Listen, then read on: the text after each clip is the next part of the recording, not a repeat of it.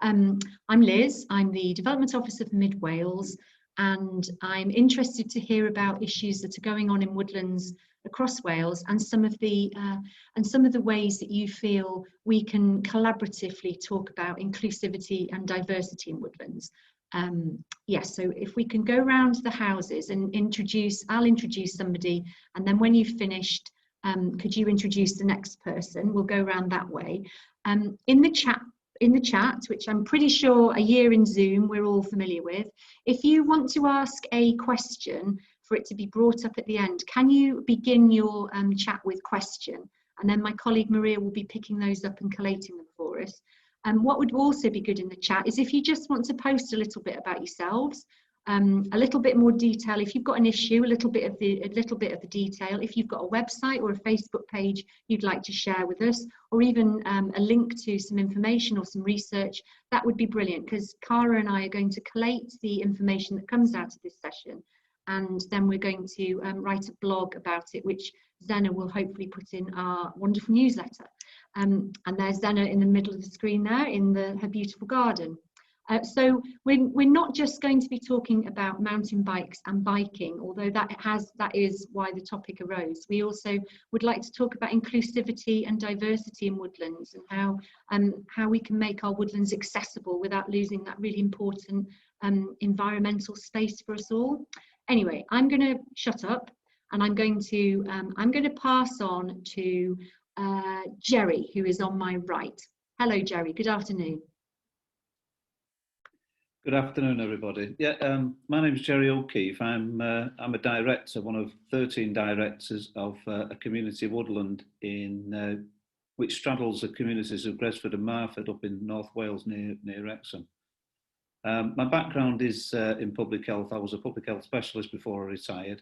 So in terms of the availability and accessibility of open space is very, very close to my heart. I don't know if you need to know any more. That's personally my background. I'll pass on to, I'll skip you, Cara, and go on to Luke. Introduce Luke. Yeah, I got you. Thank you. Yeah, so my name is Luke. Why am I here today? I'm really interested in this topic. Just wanted to echo most of what Liz was saying.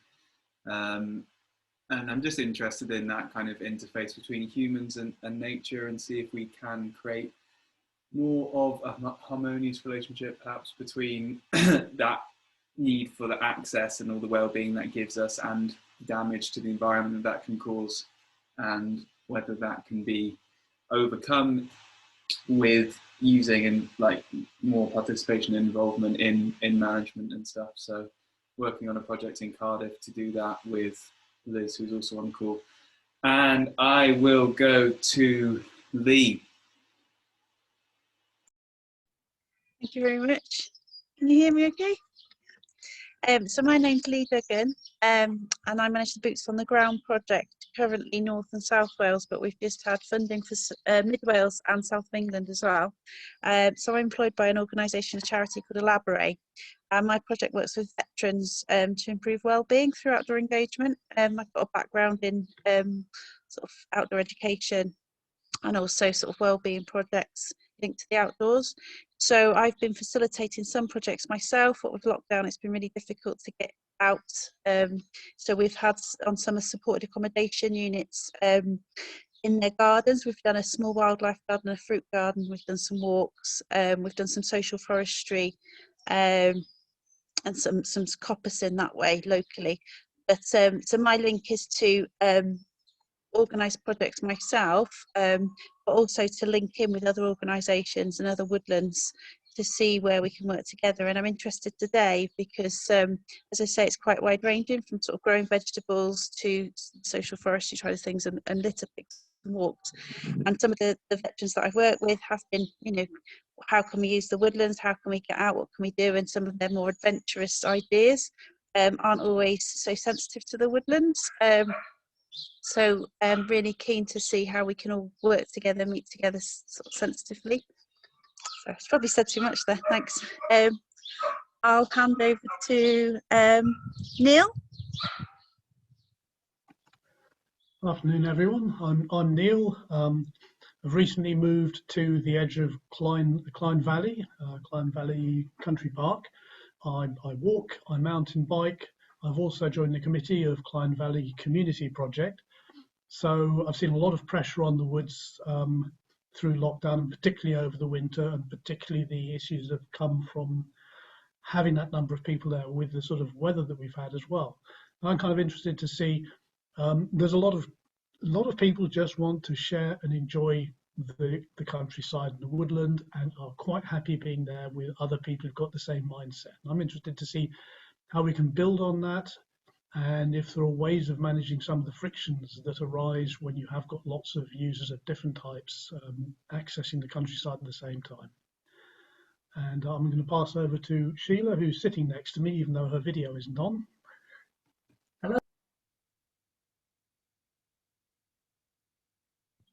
Sheila, you're muted now, I'm afraid. Thank you. Okay. Yep. I just hope we don't get feedback because we've got our separate computers. Hold on. You can always talk through my, yeah, you have got feedback, so you can talk through Neil. Okay. Oh. Or you just speak through mine. Hang on. No, it's fine now, actually. Let's carry on. Right. Okay, I think we're on. Yeah, so indeed, Neil and I are partners, and he mountain bikes and walks. I walk. So we're both on the committee, and I'm biodiversity coordinator. We have Barbara with us today as well, who is chair. So I'll leave her to do quite a bit of the talking. With biodiversity, it's very much, it can only work in partnership with everyone else that's using the woods. You can't do biodiversity in a vacuum. So I'm interested in what Luke was saying about how to manage things with as much sensitivity to nature as possible, and all that good stuff. I think that's what I need to say just now. Shall I hand to you, Barbara, then? Because we might as well do all our Clyne Valley in one hit. Thank you, Sheila. I'm Barbara Parry, chair of the Clyne Valley Community Project. Just to make clear for people in North Wales, we are about 3 miles from Swansea, a breathing lung for Swansea, and a lot of people have discovered it recently. And there are good and bad aspects to that.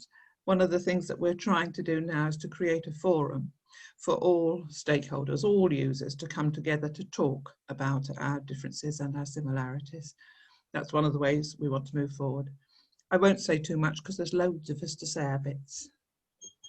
Thank you. Oh, I'll pass on to Jasmine, is it? Hi there, I'm Jasmine, this is Willow. We're a woodland co-op down here in West Wales with a sort of focus on resilience, fuel, fibre, food and social. And we're here today because Willow hosts a very harmonious mountain bike trail. So we've come to talk about that. I'll pass to Radha. Oh, hello. Hi, everyone. My name's Radha Roberts. I'm going to tell you a bit about my personal history, in that I was able-bodied until 2015. And then I woke up one day and I had a massive relapse of MS. So half my body was paralyzed. And everything changed after that day. I suddenly had to use a wheelchair. And that's been a real eye-opener for me in terms of actually trying to access anything in society. And so I was so annoyed with the fact that I couldn't go to my local gym that I set up a community association called Exercise for All. And I'm chair of that. And basically I got to talking to Liz about, the fact that Woodland is not at all accessible. So we are campaigning and we're actually applying for a lottery grant to try and make Woodland at 3 sites in Wales more accessible. So people with mobility impairments like me can actually get out there and benefit from the physical and mental well-being, being out and about in the woods. So that's where I'm coming from. I would love to go mountain biking, but I can't do anything. So the least I can do is actually be out in that space and take advantage of everything it has to offer. I could talk for ages, but I think I'll pass on to someone else.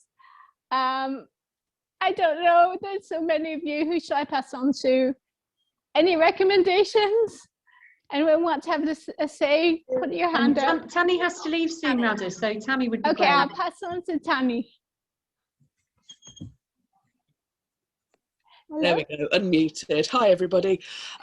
Yeah, I've got a board meeting in about 10 minutes, so I'm going to really enjoy watching the recording. But like Rada, I'm also disabled. I'm also neurodiverse. And with those two packages in hand, I've been working with Liz quite a lot to put in a bid to the National Lottery Heritage Fund to purchase a piece of woodland just south of Machynlleth, between Machynlleth and Aberystwyth, with exactly that, Rada, the importance of being able to get out into woodland when you're not mobile, when everything's a bit big and scary and horrible, and you're just trying to navigate the world in a new body, is desperately, desperately important. And not only that, but I think, you know, kind of post-COVID, we're all going to come out a little bit rabbit in the headlights and feel a little bit scared of lots of interaction and need to retreat back into a bit of peace and quiet. So with all of those bits of baggage, I'm using them, I'm a permaculture teacher, so I'm using them in a really positive way. The solution is embedded within the problem, and hopefully we can get this piece of woodland, and yeah, who knows what, who knows when, who knows where, but we're doing it. And I'm going to scoot in a minute, so thank you, and I'd like to pass over to Luke. Have you been yet? Yeah. You have? Yes, it's been. Trevor hasn't been, I don't think. It's Trevor been. Trevor, go for it, love. You're on mute, Trevor. Right, okay. Hello, everyone. I'm Trevor Britton. I'm a director of the Micey Pant Group, which is the same site as Jerry. I was chairman up till October, and was very much involved in getting this bike project in the community woodlands started. Since when Jerry has sort of picked up the the baton and taken it forward. I'm really interested.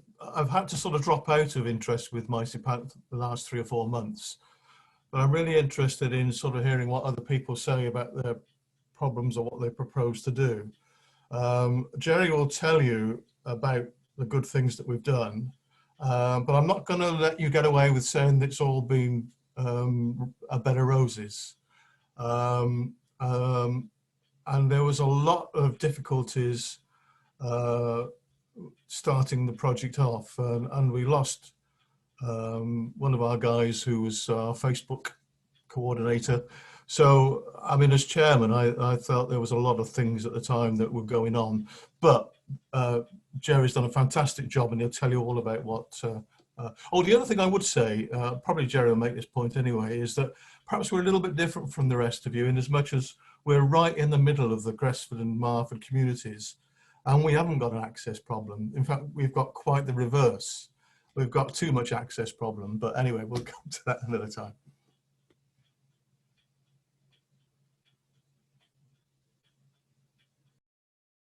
If you pass on, Trevor.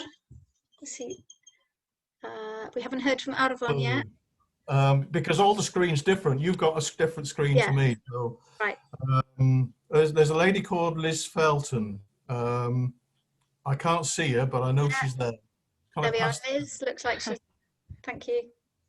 Hi, my name is Liz, and I work for Natural Resources Wales, and my role is as a conservation officer, and we have a site just to the north of Cardiff that is designated as an SAC, and it's a really important place for people to visit.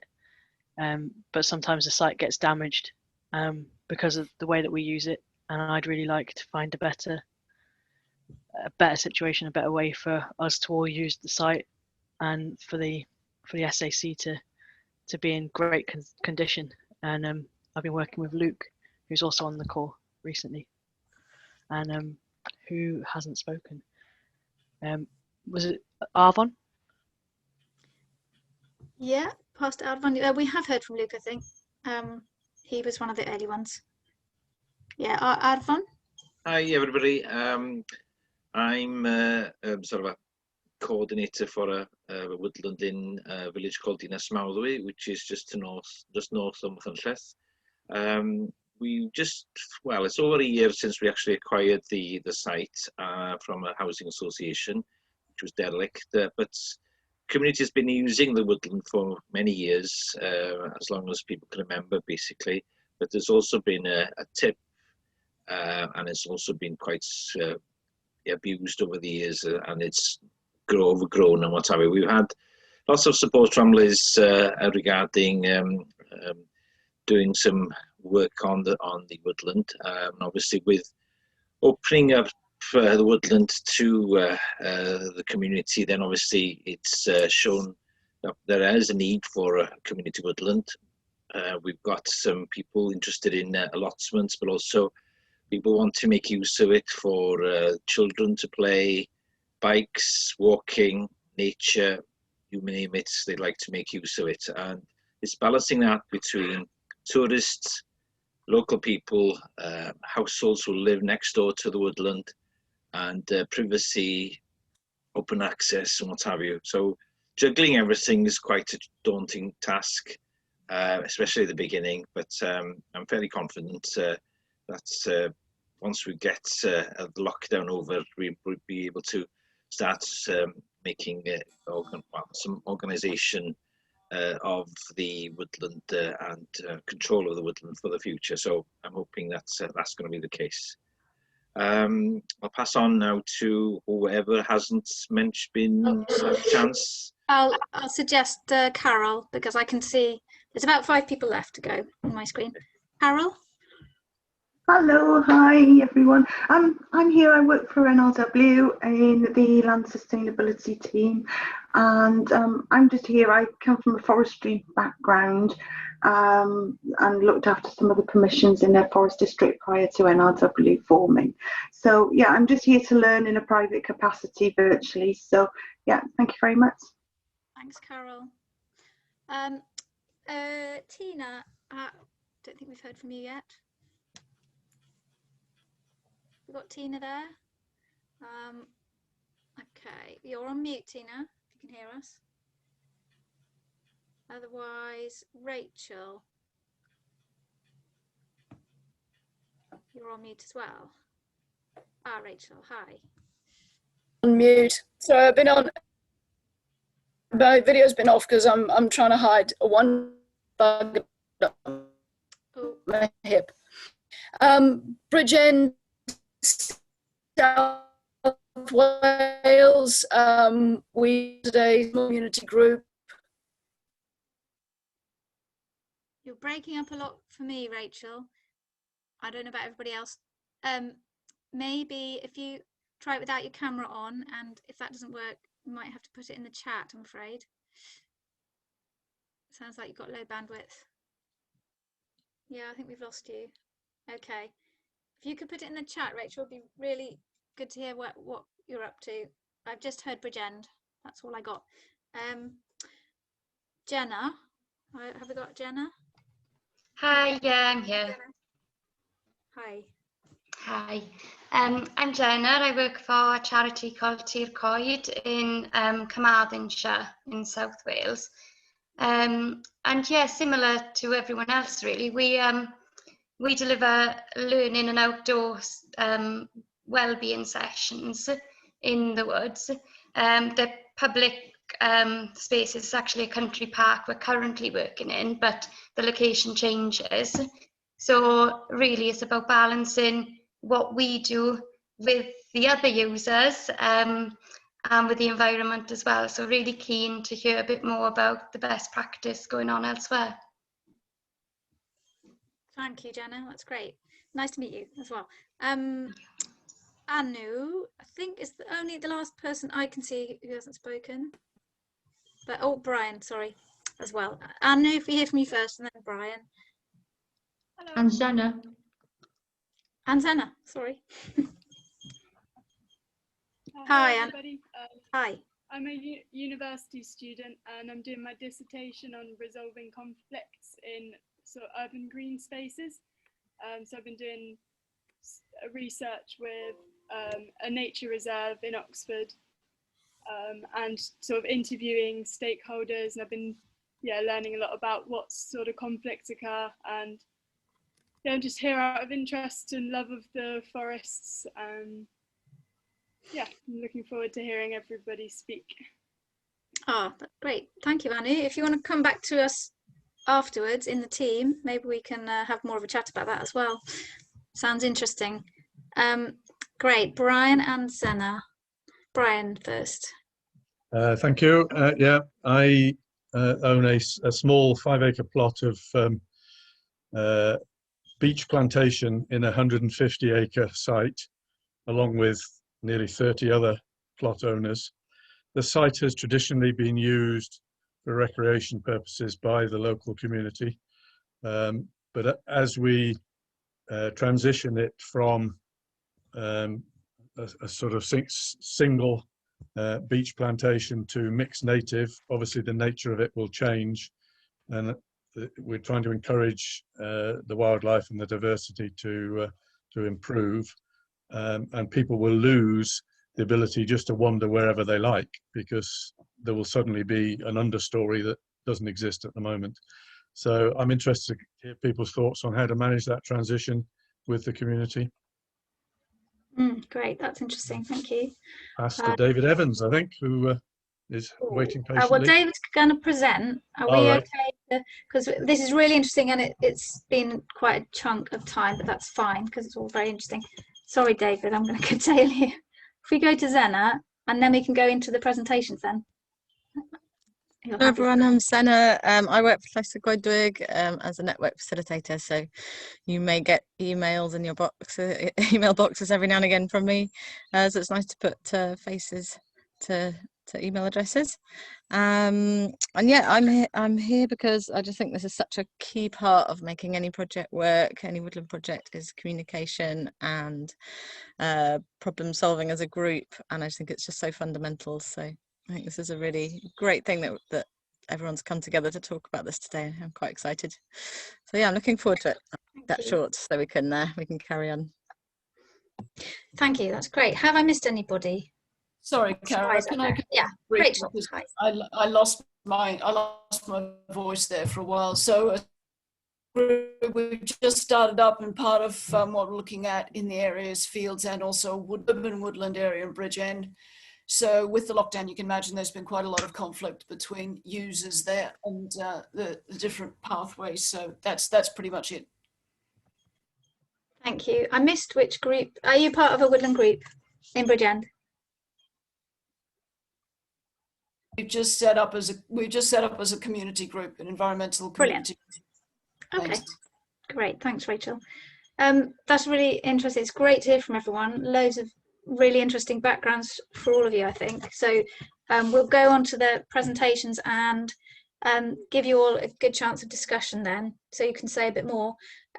I just want to say my side of it too, because I instigated this discussion partly because I have a 16-year-old mountain biker in my house, so I have to drive around, which I don't like doing, with taking a cyclist to a bike track, which seems silly to me. But anyway, so I've experienced the NRW sites around West and Mid Wales, and also I was really intrigued to find Ffynnon on my doorstep.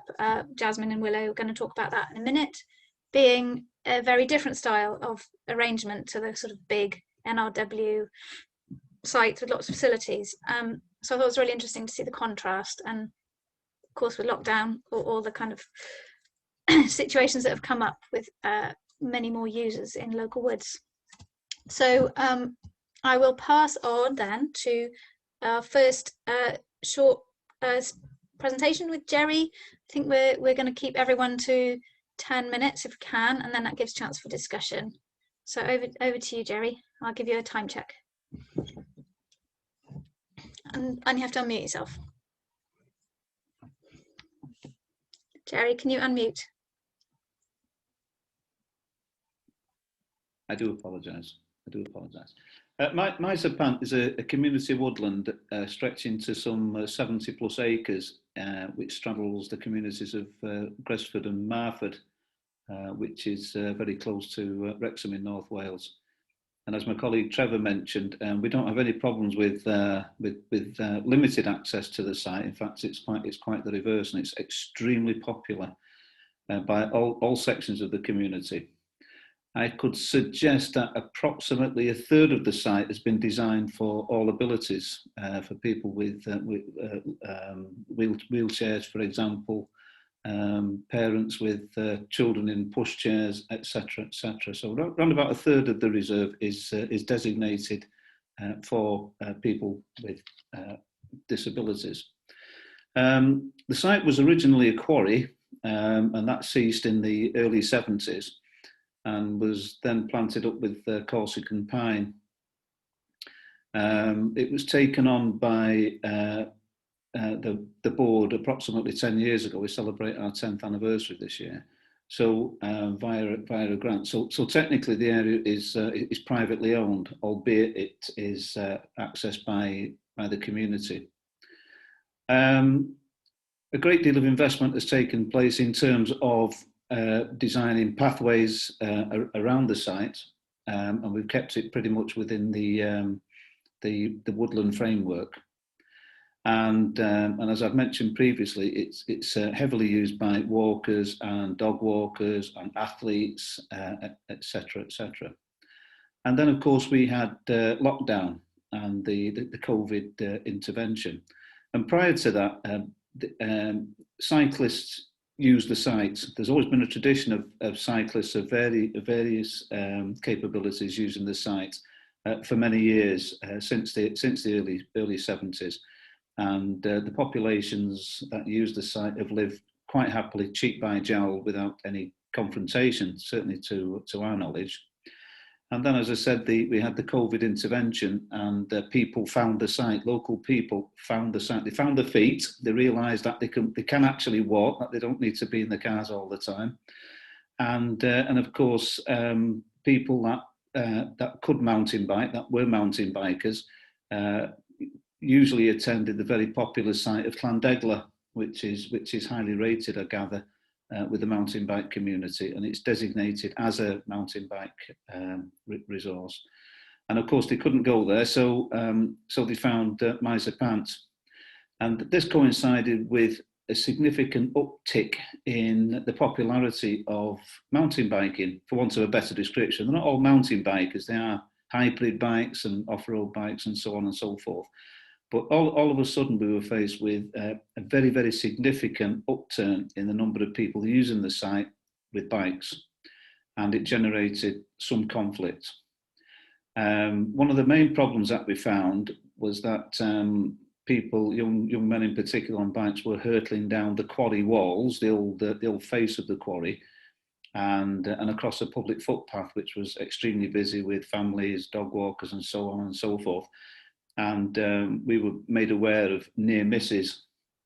And this was very significant because if a near miss was to convert into a hit, we were quite easily talking about a fatality, given the circumstances. And at a subsequent board meeting, it was agreed that we would banish bikers from the site on an interim basis until such time that we can ensure that the site was safe, and we could return to the cheek by jowl scenario that I previously mentioned. Things didn't go particularly well because the message that hit Facebook was to the effect that we'd ban mountain bikes per se. And this, from our point of view, was an interim measure, but it didn't go down particularly well on Facebook, and we took serious flack. And we didn't take just serious flack from the biking community. We also took significant flack from the walking community. And all of a sudden you realise that the argument becomes polarised very quickly. And people have basically I would say, a warped sense of entitlement. The walkers thought their entitlement trumped everybody else's because they were there the longest. And the mountain bikers would say that, well, we're just as entitled to use the site as everybody else is. And to an extent, they're all, you know, the site is open access, providing that they appreciate that it's very busy, it's very popular, there are all kinds of users, and they must treat it with respect and treat it safely. So to cut a long story short, we managed to make contact with a group of local biking enthusiasts, and we agreed to meet on site, and we met. We had an evening meeting during the lockdown process. I'm not quite sure whether it was strictly legal, but there we go. And we were supported by the two co-directors of Llandegla. Trevor will remind me of the name of one of them, but the one that springs to mind is a chap called Badger, who is of great eminence in the mountain biking fraternity, highly experienced, highly knowledgeable, and I can put it on record that we are extremely grateful for his support in terms of the advice and guidance that he gave us at Miserpan, and he spent a long time on site free of charge, and we were very grateful for that. But we did meet on site, and we have a designated area broadly in the centre of the site, which coincidentally is bounded by two footpaths. So you can argue that it is potentially a designated trail, mountain bike trail area. And we have two trails on that site. It's agreed that because it's an all abilities site generally, that the mountain bike trails could be accessed by anybody. So rather than I mean, some of my mountain bike colleagues talk a language I don't particularly understand, and they talk colours I don't particularly understand. But it was agreed that these mountain bike trails will be all abilities. And we also agreed to develop a pump track, highly popular. I don't see the fun in it myself, but the mountain biking enthusiasts think they're absolutely fantastic. So when we finally agreed what the status would be, and that the trails would meet this particular low-level standard, if you like, the bikers themselves arranged a dig day, and they all turned up, approximately 20 young men and women, armed with shovels and spades, like a scene from Disney, and they attacked the pump track with great vigour and did an absolutely fantastic job. And they made the necessary amendments to the bike trails to ensure that they were safe and they would be of particular interest to the biking fraternity. Running parallel to this, there was a because obviously with it being an old quarry, the pathways, whether they be bike trails or made pathways from the entrances, rapidly go downhill. So they're all actually potentially dangerous when taken at speed. So we moved that we would adopt a circular route around the site for bikes, so they would only go in one direction, in a safe direction, and we have appropriate signage and so on and so forth.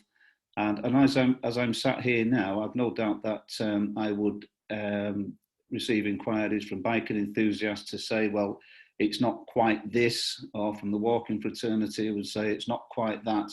But in terms of my yardstick, which is the by and large rule, I think by and large, things are working particularly well. It is very popular with bikers. It's very popular with walkers. That continues to be the same. But I think that in terms of the feedback and the levels of complaints, for example, have dropped off very, very significantly. We could argue that the mountain biking in a relatively small reserve, which is extremely popular by walkers, is not without its risks. And that's from a health and safety point of view, and also from the risk of damage to the environment. The mountain bikes can inflict, significant material damage to the natural environment. But we are where we are. I spoke to a colleague of mine who was head of health and safety in England for the National Trust. And I was in conversation with her about what we were faced with in terms of mountain bikes and the decision to ban and so forth. And she kind of shrugged her shoulders and said, "Well, just get on with it.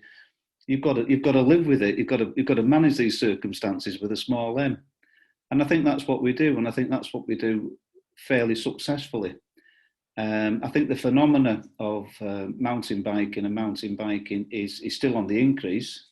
It's not going to go away. I'm not an enthusiast myself, but as I said, my background is public health, and I want people to be outside, and I want people to be exercising, and I want people to be exercising in green space. And I have to say that the vast majority from all cross sections respect the environment that's on offer and perform particularly well in there. I think that in any circumstances, you get what I would call social outliers. And these are people, for example, who think it's a good idea to hang bags of dog poo in trees, just as an example. And you know who I'm talking about. And of course, they manifest themselves in other ways, and they will always be there. You'll never shake them off. You have to accommodate them. And I think the fact that the other 99% of the population that use reserves, such as ours and such as yours, are extremely grateful for what's on offer. The plan ahead, again, COVID is persistent, so it's not been possible to meet with the gang, if you like. But certainly we, as I speak now, when we're moving out of the COVID restrictions, we're at the point of arranging another meeting with representatives from the biking fraternity. And I think the long-term plan is that they won't be given authority over the biking resources that we have available, but we would anticipate that they will take responsibility for the maintenance and the connectivity between what's on offer and the local biking community. We have problems with litter occasionally. We have 100 steps leading up to a viewing area at the head of the quarry, and some of the kids think it's a great idea to come hurtling down there at full pelt, apparently testing the pneumatics and pneumatic suspension on the bikes. But in doing so, it causes damage, and the wooden nosings on the steps have to be replaced. And it's not easy, it's expensive, and we'd rather they didn't do it. So it's not for fuddy-duddies like me to stand up and wag the finger and say, "Hey, you can't do that." I think it's more appropriate for their own colleagues and their own peers to work with them via Facebook and the social media and so on and so forth, and try and persuade them to work in a particular way. So again, I come back to this point that we've gone from, over the space of a year, we've gone from extremely difficult circumstances to a scenario where I think that the by and large yardstick applies. Very, very popular with bikers and walkers, and by and large things are not too bad. I don't know whether you'd agree with that, Trevor. Thank you, Jerry. That's a dangerous question to ask. Yeah, I do agree with it actually, Jerry, but could I make a couple of points, which I think are rather... Yeah, First of all, we'll go, yes, do that, and then we'll keep all the questions till the end then. I didn't say that before. Thanks, okay, Trevor. Well, first of all, the site is 76 acres, so that is large enough to separate bike activities from other people. And we thought that was extremely important because it was this conflict between the two that was causing the problem. The second point I'd make is that I was chair for 8 years, and we've always wanted to involve the bikers, but we always had problems identifying somebody to have a dialogue with. I mean, it's all very well saying it's the biking community, but what the hell does that mean? There's no appointed president and chairman, and of course the teenager is interested in biking up to a certain point, and then they go, and then you start to regenerate. So, but I think Jerry has identified one or two adults that seem to be constant, which is a help, but it is a key issue. The third point I would make is that I was only going to go forward on agreeing this biking arrangement if we could have a recognised standard, you know, somebody who was an expert, and it was important that we involve these two guys from Llandegla. They're absolutely key. And that, but the other thing that we were anxious to do was to follow the contours of the land. There's quite steep sides into the bottom of the quarry, so that's why the bikers love it on our site. And we did agree some adaptations, but they then shouldn't adapt it any further. So we have, one of our jobs, Jerry's job, is to make sure they keep to that original standard. Another point, which I think is important to perhaps to some of you, is that people kept saying to me, you're not going to be allowed to do this because the insurance company will stop it. Well, do you know what? The insurance company wasn't in the least bit bothered. As long as we didn't set up the course ourselves and manage it ourselves, we just, you know, provided the site, if you like, and they followed in, then we weren't charged anything extra in premiums or any concerns. And that was Zurich Insurance. So that I found absolutely curious.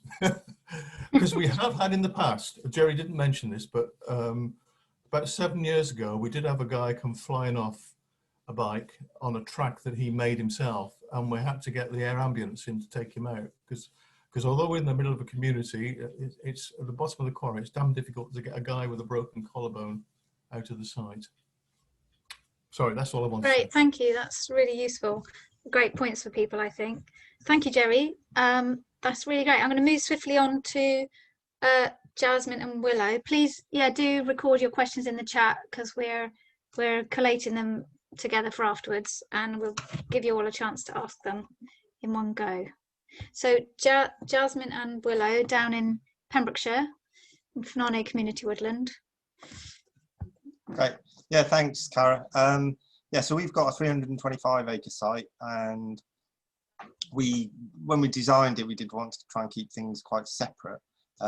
We had like a design of people we wanted to include, like horse riders and mountain bikers and motorbikers and all of that. Walkers. Yeah, walkers. And so it's just been a case of trying to get the people who are leading that in the local community to sort of step forward. And so we had various sort of false starts with mountain bikers. And then a few years ago, a young lad and his dad came along, said they were really interested and they wanted to make some tracks. So we, by then, had already thought where was the best place. And so we've got a place that's got a public access road that joins it, and it's right next to the public car park. And so we just said, oh, well, there's 50 acres there and do what you want. And so they go and they dig every Thursday. There's a whole gang of them that do it. They've got their own little Facebook group. We just leave them to it. And like we say, don't go where the forwarders and harvesters go. Invariably they do. And then we just drive over there, forwarders and harvesters every few years, and then leave them alone for another few years. And it seems to be all right. You know, there's sort of minimal interaction. I think they just said the other day they wanted like a forwarder load of slab wood. We've got a sawmill, so all the slab wood, they want to build some up above ground thing. So we'll just take them over a load of slab wood. They'll build something, and then, yeah, there's been no problems so far. That's about 8 years, would you say? Or yeah, maybe about 8 years, maybe in various incarnations. This lot probably, yeah, it could easily be 8 years' time, moves on, doesn't it? And yeah, they look really beautiful. Like we were down there today and they're just all laughing and joking, and there's loads of them there. And then, as I say, every Thursday they're just digging a bit more. And so it's quite a steep valley side that they've got that sort of comes down into a bowl, and they've built everything from really sort of easy tracks to quite what look dangerous to me tracks. And I think they call it a skills trail. So I don't really know what that means, but they're all mad for it, and it's great. And there's not really been any problems.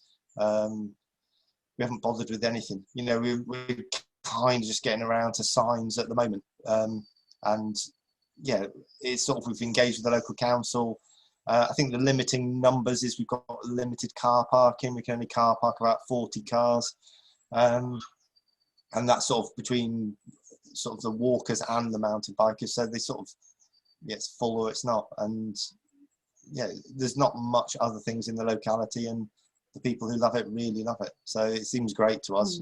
And because we're thinning the whole woodlands, we get to each area about once every 5 or 10 years. And it doesn't really matter, you know, like whatever they're up to, you know, we'd have to negotiate them when we're doing the forestry operations. We'll have to exclude them while we're working. But apart from that, just leave them to it. And yeah, I'm sure there'll be things over the years that we need to develop. So we are going to think about colour coding the tracks. We are thinking about putting various sort of maps up so people know where the tracks are. We've been thinking about putting, you know, somewhere for them to store their tools or toilets, but you know, it's not happened yet, and hopefully it'll happen once there's energy to do it. And it seems nice and easy, you know, it's sort of try and organically grow things. That's how we like to do it. I just only add one point, as I noticed they had I mean, I'm just quite new to working with the co-op, although I've known the place for some years, but I noticed they had their own A4 laminated sheet up for like the code of conduct and how to be mindful around younger riders and less experienced people. And it just seemed appropriate as well, you know, that the people that were experienced in that sport define the rules. But our site's quite small. We don't maybe have exactly the same pressures as being near Wrexham, like Jerry up there. So. Yeah, and the other thing I've seen on Facebook is they pull each other if somebody leaves litter. They tell each other to take it home. So we're just letting them self-manage, and if it gets out of hand, we'll probably intervene, but hasn't done so far. So it's quite a good experience for us. I think that's about it. It's all good. It's great, and as a local user, my son has been over there many times, and he can even cycle to it. It's the only one he can cycle to. It's great. I just asked to add to your picture.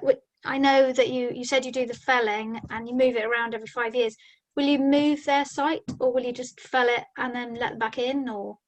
Yeah, we'll definitely let them back in. So we're continuous cover management. So we're just thinning. We've got 65, 70-year-old conifers on the site. And so every 5 years, we just get in there and thin. So there's just some minor damage. So we've got the forwarding and harvesting tracks through the site. And that's what we'd ask them not to build on, because we need the access there. But then we're felling to those lines. And yeah, our machinery will damage their sort of subtle track work, should we say.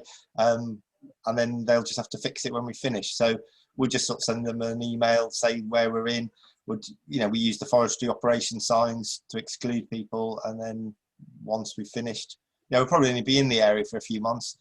And so then it might be that we choose to work, say, Monday to Wednesday, and they work Thursday, they use it Thursday to Saturday, something like that, but we haven't, we've not had much of a problem. Last time we thinned it, it wasn't as busy as it is now. And it got much more busy after COVID. So we'll just see, we'll negotiate it. And we've got more people in our group now, so it's much easier to have the sort of resources to be able to communicate properly. And we've had a couple of on-site meetings with them, and they seem really relaxed about it, and we're relaxed about it, so it's good. Brilliant, thank you. It was a really good contrast to some of the other sort of more formal arrangements that I've heard around Wales, so it's really great to have that perspective. Thank you.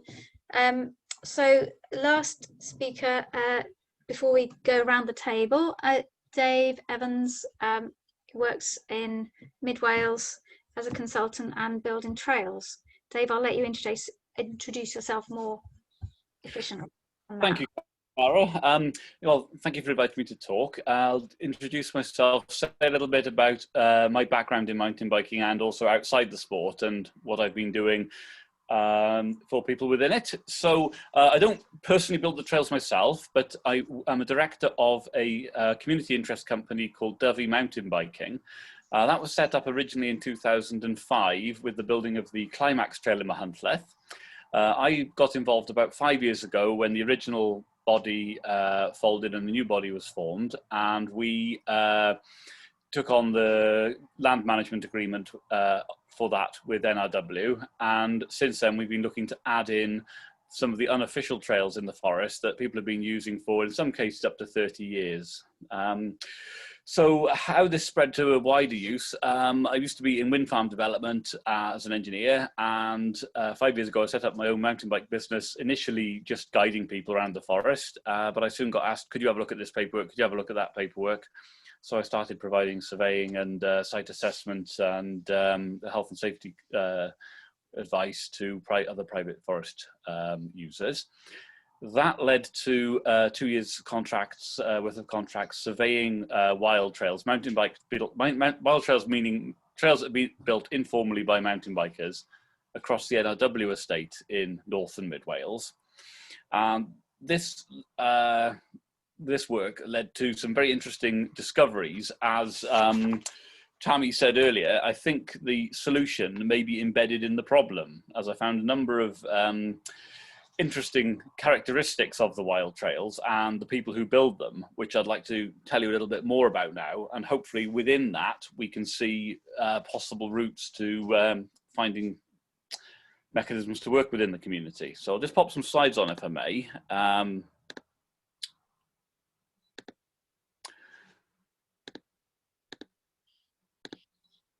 There we go. So we're going to talk about this sort of understanding what the wild trails are and how they're used and who wants them. So I've just defined it without this picture on the screen, I'm afraid. It's a mountain bike trail that's not been officially sanctioned, but it's been built by a local group of riders to fulfill their need. It's been going on for years and years. Generally, it pops up with some teenagers, then it disappears a few years later, and then it'll pop up somewhere else. But COVID has been a steam engine year. The same thing's been happening around the country because people have been unable to go to where they would usually go to ride their bike. So who are the users? Well, over the course of the 2 years, I found that the users are typically local to the track. They're very proud of their creation in general, and they've got a high level of investment, personal investment in what they've put in. Typically within the mountain bike community, the harder the track technically, the stuff you're looking at and thinking, well, that's a bit steep, tended to have a low level of litter, whereas a multi-user woodland would have a little bit more. I found from just surveying sort of pieces per kilometre. That's the sort of record I kept while travelling along. But I also found the groups are willing to work with landowners and make compromises. So this is from chatting to people I found on the ground, and they came to me asking, oh, what are you doing here? Have you been sent by the man to take our trails down? Well, the answer was no. NRW want to know where the trails are, and they want to go to a public safety approach rather than a sort of blanket ban. So I explained that no, changes will be necessary in certain cases, but if the changes are to be made, then there's potential for a meeting of minds. How that will happen is NRW's decision, not mine, but that's where they're looking to go. And that was almost unanimously met with approval from the communities, and said, oh, right, yeah, you know, we're more than happy to talk, we're more than happy to have a look.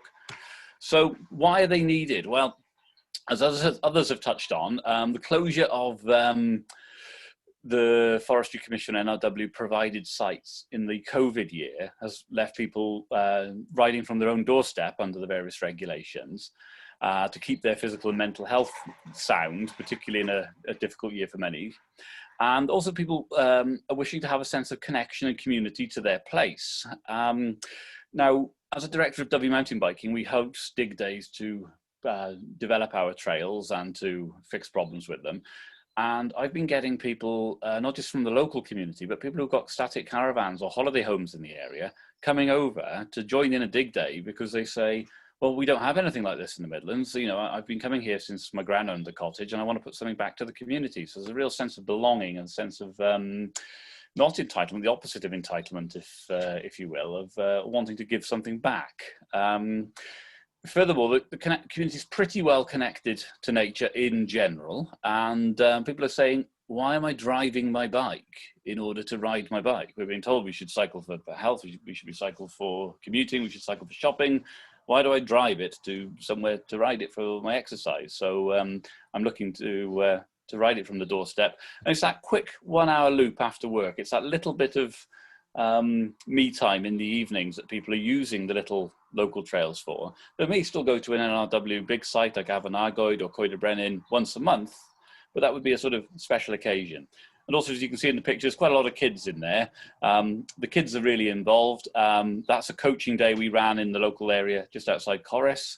And I found a lot of gaggles of teenagers scratching away in the woodland, hanging out with their mates, having a jolly good time of it. And their feedback was, yeah, oh, we used to play rugby, that stopped, so we were all on bikes this year. So there's been a big uptake in the younger community.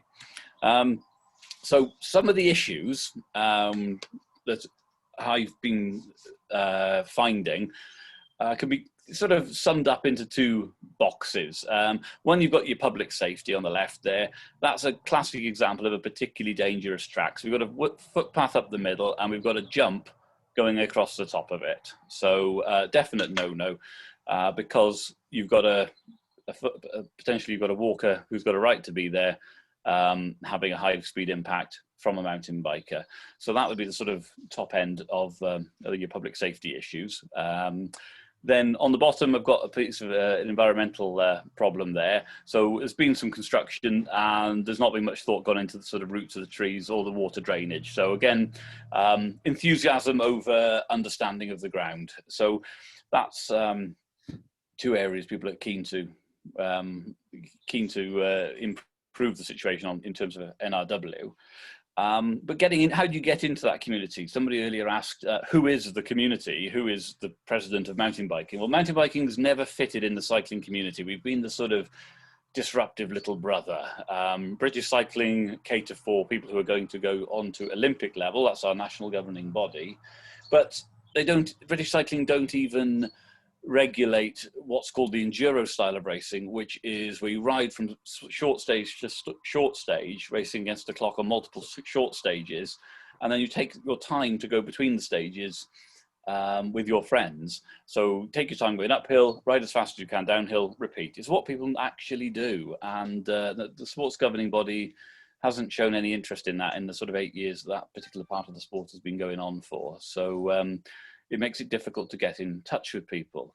However, the mountain bike community is very tight-knit, and it's got a lot of sort of peer groups within the community who will work together and they'll ride together, and it's very multi-generational. I can't think of any other sports where you've got lads at the age of 15 going out with guys up to the age of 50 for a spin on the bikes every week. And, you know, we have that in Chorus. It's all informal and it works very well. So there's a sort of top-down sort of hierarchy there that people say, oh, if you're building trails, can you think about that? Have a think about that. And it's, you know, like every other community, people have ways in and ways to set influence. So you can have these receptive groups already existing, scattered around the country. I think from what I've seen, that people have been quite keen to be involved and be involved with the landowner, and they're receptive to guidelines for, say, how a trail should be built. So not with presenting a hazard to third parties, not presenting a hazard to users who aren't capable of jumping a massive jump, like don't dig the hole in the middle, put the backfill it so it can be rolled over, for example.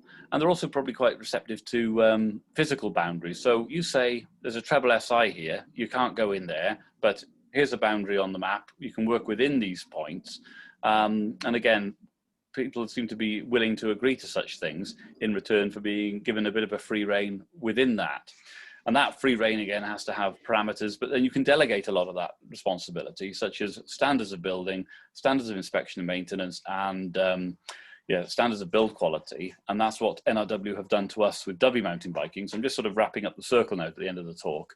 So if you give people a set of standards to work within and an area to work within, hopefully that can provide a methodology for engaging with that community. There aren't any standards out there as such, other than what NRW use themselves, and also the very useful visitor safety in the countryside group publication on bike tracks and forest management. That's a very useful one that we're working to with W Bike Park. So yeah, wrapping it up, just checking my paper notes. I've got everything done there. So yes, what I found was we've got a number of tracks. They're growing in popularity. There's over 100 kilometres I found. There's probably more like 200 out there in North Wales, Mid Wales. They're very, very valued by the local community. People find them very good for their physical and mental health. And we've got a high connection with the builders. And those build groups are, in general, ready for a positive engagement for the landowner and willing to organise themselves. So that's my experience, and I've got a little. Dale, can you go that way, please? Sorry, I've got children on scooters, yeah. So that's what we've been doing with W mountain biking via a formal community interest company, but there may be other smaller informal methods to look at as well. Right. I hope that was within the time. The clock disappeared, so I couldn't see it. And thank you for listening. Thank you, David. That was really interesting roundup, and to round it off from the two particular presentations, from Woodland groups. So that's a really useful perspective, I think. Would anyone, I have got some questions here saved, but if you get your questions up, they're ready. Liz, have you got any? I can see a few from you, Liz, there. Do you want to start us off? You got a question for Trevor and Jerry. What's the feeling now from the community and from the directors? Okay. Well, from the community, there are days when some of us work on a voluntary basis on site, and we talk to passers-by, people from the community using the site, and the feedback is overwhelmingly positive. Very respectful of the site, really appreciate it, feel very privileged to have it on the doorstep. The feedback from some of the youngsters on bikes that we talk to is pretty much in the same vein, that they enjoy the provision. That's about it, basically. They enjoy using the trails, they enjoy using the pump track. We do get the odd, and I mean the odd complaint from the odd walker, quoting an alleged near miss, where a bike came hurtling in a particular direction. But I come back to the benchmark that I use personally about the by and large scenario. That by and large things are working pretty well. We have signage up at the main entrance onto the site, and there's an expectation that bikes will turn left. We don't want them to turn right because that takes them downhill very rapidly on a very popular pedestrian track. And by and large, things are working quite well.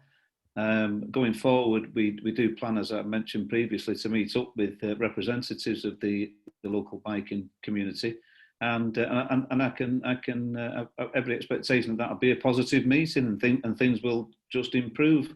We'll always have to monitor, that's for sure. We have to keep our eye on things, but again, by and large, things are working very well, I have to say. Brilliant, thank you. Before I get around, get people to their hands up, there's a really interesting one here again from Liz, and I would like to ask that too. Is you touched on, Jerry and Trevor touched on insurance. What are the insurance implications of having a dedicated mountain bike track in a woodland? I don't know what you're doing for Nani, and Dave, you might have another answer as well from a wider perspective. So it'd be interesting to hear from you guys on insurance. Yeah, I can answer that. It made absolutely no difference whatsoever. I actually spoke at length with this with our broker, if you like, which is we use Zurich Insurance. I mean, perhaps I shouldn't say it. The bottom line is, he said his advice was that as long as we don't sort of construct jumps and things that people could prove that we've been negligent, then there's not a lot. Even if people are injured, there's not a lot can be done, to be honest, from anybody pursuing the claim. Which was we don't want anybody to be injured, but we also were concerned about our personal liability. So Zurich didn't seem to be bothered in the least. Yeah, the trails follow the natural contours of the woods. That's the expression, isn't it, Trevor? Yeah. Dave, do you want to come back with a sort of national wider perspective? I can't talk on a national perspective, but I can certainly talk on the W mountain biking perspective. Okay. As a community interest company. So what the question is a track fit for purpose for the person who's going to be using it, and are they acting of their own volition? So, and also the question is are there any nasty surprises? So if I talked briefly about, if you build a jump and you take the earth for the takeoff and the landing from a great big pit in the middle, which is then full of broken sticks and tin cans, that's a nasty surprise that could cause injury. Likewise, if you build a jump out of trees, out of non-industry spec timber that rots from the inside and collapses, that could be a failure of a structure, to which there could be a liability. But if you've just got a track that's meandering down the trail, and it doesn't matter how steep it is, it doesn't matter how hard it is, that person has chosen to go and find that track. They've researched it, they found it on social media, they've put themselves in there and tested themselves against it. They're acting of their own free will. If a lady is walking her dog up the track, up a footpath, and the bike is jumping across it, then the lady who's walking the dog has the right to be there, and she must not be harmed. So the track has to be curtailed or modified to protect that person's right of safe passage. So that's how we see it. It doesn't matter how hard the tracks are, as long as they don't impact on other users who are enjoying their right to that space. So who checks that? The insurance company won't come out to check it, will they? No, we check it. We check it as a group of board of directors of our community interest company, and we are trained by NRW to their trail inspection standards as a set course for doing that. And so a community woodland group, are they okay to check their own sort of bikers' tracks? If they're deemed trained and competent, then yes. Right. Okay. What do you do in Fanoni, Willow? We just there you go. Yeah, we just leave them to it. We haven't really checked anything, to be honest. You have insurance, or do you just have the public liability? Not public liability insurance, but it's not something we've pursued as a separate thing. We were going to check it out this year. We just had so much other things going on recently that it was low down on our priority list. But as I say, now we're more resourceful people. It's just easier to, oh, that's probably a good thing to check out. So our insurance is due in May, and I was going to sort of speak to them after this, meeting in case there was some great insight, just to see what they say. That sounds interesting though, doesn't it? If it's completely self-defined by the users and the owner hasn't constructed the site, that's an interesting dimension of it. But it's also that one about it following the contours, being that it's not a, that's a very interesting point too about what creates a safe or libel-less track. I think Jerry's about to speak. Yes, if I may, Cara. We had just a very brief conversation, myself and David, just before the meeting kicked off. That before COVID intervened, there was a plan for me to attend Llandegla, who were hosting one of these courses David mentioned, that would qualify me to be able to inspect and some of these low level trails. That hasn't happened, but certainly we can come back to that. But the point I made earlier is that the trails just follow the natural contours of the woods with very, very limited alternative interventions. There is a wealth of experience amongst the local biking community anyway, and we to a great extent we rely on that. We also work to ensure access is available to emergency vehicles in the event of an incident. And a conversation myself and Trevor have on occasions is that what would happen if something happened, and we use the scenario, what would you tell the tribunal if somebody was to be killed, or God forbid, or there was a serious incident? What would you tell the tribunal? And all you can do really from a community perspective is to do the due diligence within the resources and the capabilities that you've got. Make sure that you've identified where the risks are and to mitigate those risks. And I think we put supreme effort over the last 12 months into doing that. But nevertheless, I think you have to be prepared for every scenario. And I think ultimately, I think that level of qualification, David, is probably where we need to be in the long term. And hopefully we can pick up that conversation with Badger from Llandegla and put that back on the tracks. Thank you. Anyone? I'm conscious I haven't asked the floor. Has anybody got any comments or questions? I can't necessarily see all of you, so do unmute and pipe up if I can't see your hand waving. I've got one. That was just really thanks for organising that. I really enjoyed it. This is well, to David specifically, but if anyone else wants to chime in, that'd be really interesting. So our situation, very briefly, is loads of wild trails in a sack, right? So it's not the best situation. And from the reading I've done and from my own personal experience as a mountain biker, usually if you just go in and remove these trails, 2 days later, you've got even more trails than when you started. So there's a big tension there, right? So the SAC really doesn't want any trails in, but they've left it so long that it's going to be pretty much, and it's right on the edge of Cardiff, very difficult to, remove all the mountain bikers. You put a fence up, they jump over the fence, all this kind of stuff. So I think the best way would be less trails of a higher quality And David, I just wonder what your experience of managing wild trails in sensitive areas is. It's obviously a tension that's very hard to overcome, but appreciate any thoughts or case studies you could direct me to. Yeah, very good question. I haven't touched on any treble SIs, any particularly difficult areas, because we haven't really come across that, apart from people trying to dig in a private water supply and interrupting a private water supply. So again, we had an intervention and told people why this was a problem, and then we invited them to come and improve trails that were already there that were of a higher quality. So if you want to build stuff, can you come across this side of the woods and build it, and you know, improve what we've got, rather than just going willy-nilly and digging everywhere. Whereabouts in near Cardiff is this, may I ask, Luke? Because I used to live in Cardiff and ride around there. Oh, right. So it's all like Castle Koch and etc. So you know where it is, and obviously, and Forest Gannon especially. So obviously Cardiff, big city, during lockdown. What you've been saying has happened. You can be there in 20 minutes off the Taff Trail. It's a perfect example of the sort of 20-minute Wales that people are looking to move to.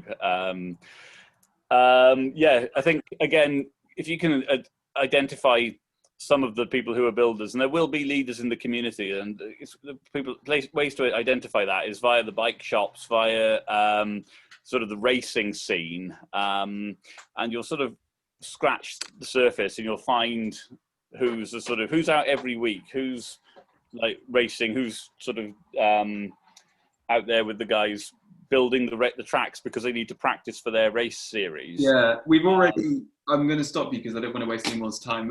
Sorry, I'm carrying on too long. But yeah, if you can identify with those kind of people, then hopefully there'll be a pathway to improve what you've got, rather than people putting stuff in willy-nilly.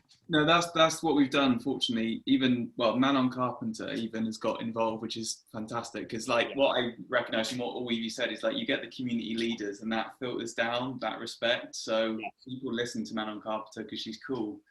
She goes on her Instagram and says, you know, make trails sustainably. I don't know, but you know how these communities... We've got the Atherton effect up here in Dovey, which works both ways depending on what they're doing on the day.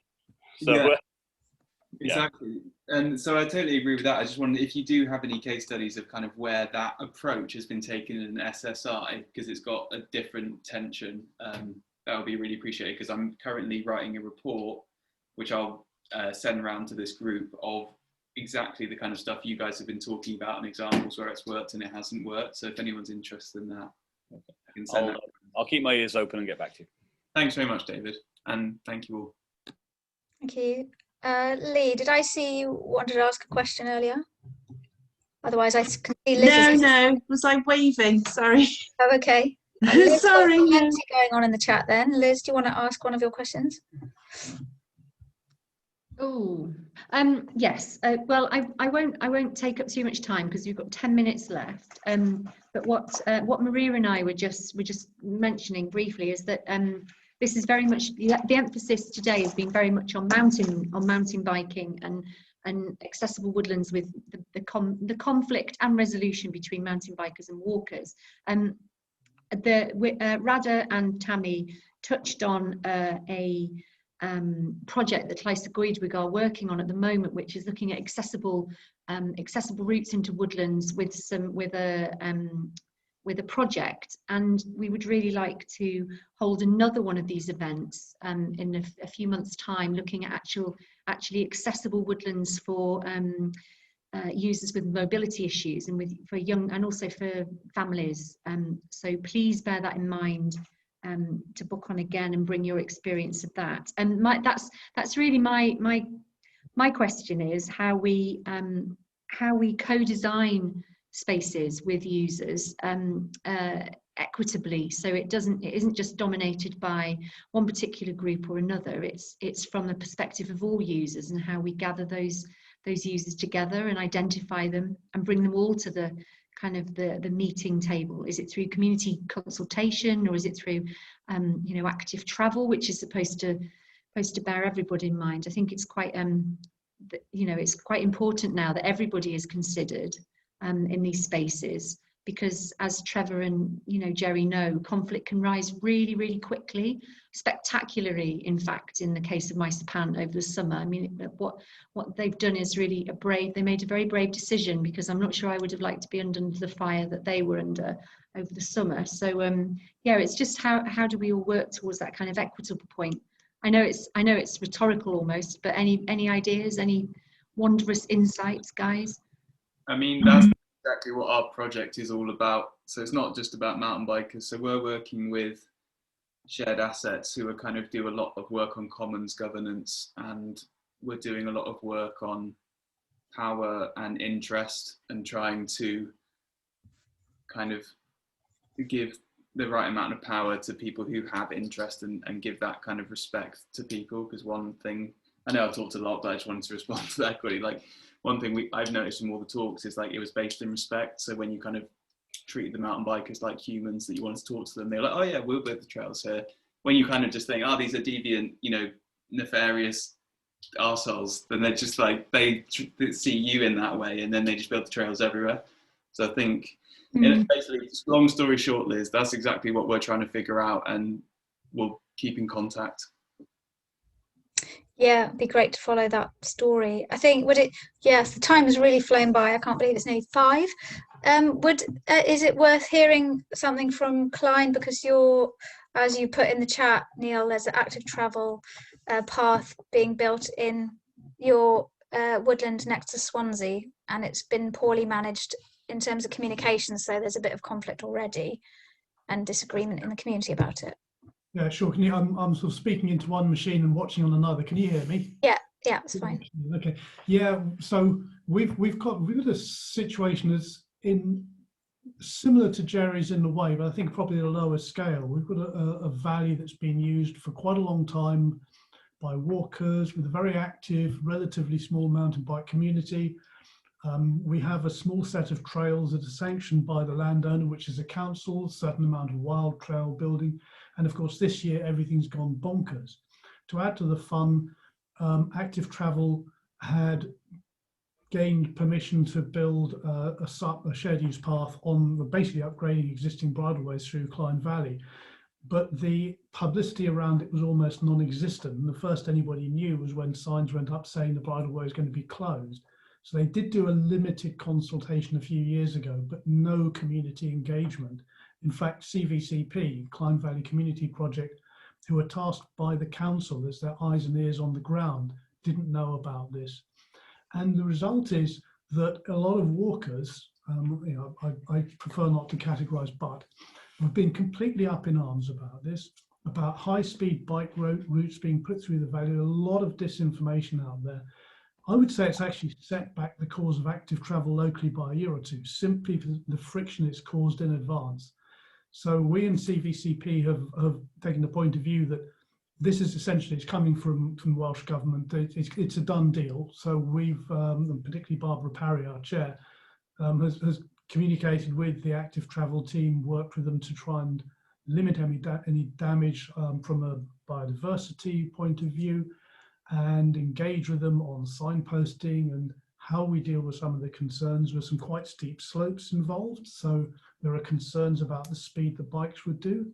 In theory, it will improve access for people with limited mobility. But again, there are some quite steep slopes involved. So there can be some damn tough wheelchair users going up and down those hills, I think. We don't quite know how this is going to pan out yet. I think that the dust will settle. The noisiest opponents to it, I think, are more and more being seen as being particularly anti-cyclist and a bit rabid, and they're kind of losing credibility. And I think the message from all of this is quite similar to Jerry's, really, is engage. We've done our best to engage with not just the active travel team, but all parts of the council, because people go, oh, it's the council. They are a disparate bunch. Their environment people are completely on board with some of the things we want to be able to do in the valley in terms of biodiversity. Even highways are listening to us a bit, but the engagement is the thing. And interestingly, the local riders group put up a proposal for improvement to the existing trails, some extensions, and a pump track. This came out around about the same time as the shared use path came up, and it's just been completely kicked into touch by the council. I think it's just too much of a political hot potato, but it sounds like a really good way of moving this forwards. And I found your experience, Jerry, really, really interesting. I'll take away quite a bit of what you've said and scribbling furiously. Yeah. Excellent. We're going to have to wrap it up. I think that's a really good taste of what's out there, but I'm sure a lot more of you could have added to that. I'm sorry we couldn't hear from each of you. I'll ask again if people, is everyone happy that we, can share bits of the discussion as well as the presentations? If you're not happy, maybe drop me an email. Let me know if you want your bit taken out. But I think it'd be quite useful to share some of this on our YouTube channel or on our Facebook page over the next weeks when we've had time to organise it. And do carry on the conversation on Facebook or any other mediums we have. Liz, any other finishing thoughts you could add? Well, thank you very much for spending your lovely sunny afternoon with us. And the thing that I would like to say is we've got development officers right across Wales now who are really who are up and working again. We're not furloughed. We're ready to take your kind of questions. Zena is working on the comms, so if you've got any ideas or if you've got any contacts and you've got any links, then Zena would like to share them with the network as well. So remember us when you're stuck in a tricky position and you just like someone to talk to. We are here and we do understand. So we're not counsellors, but we can try and help where we can, and also pass you on to the amazing network that we have. So yeah, come and contact us. And thank you very much for that really interesting debate. I've really enjoyed it. Thank you. Yeah, thank you to all the speakers and the participants. And come along to the next one. I think it's May. We're going to be talking about wellbeing services. Woodland Groups providing wellbeing services. So we'll see you then. We'll give you a date. All right. Thank you, everybody.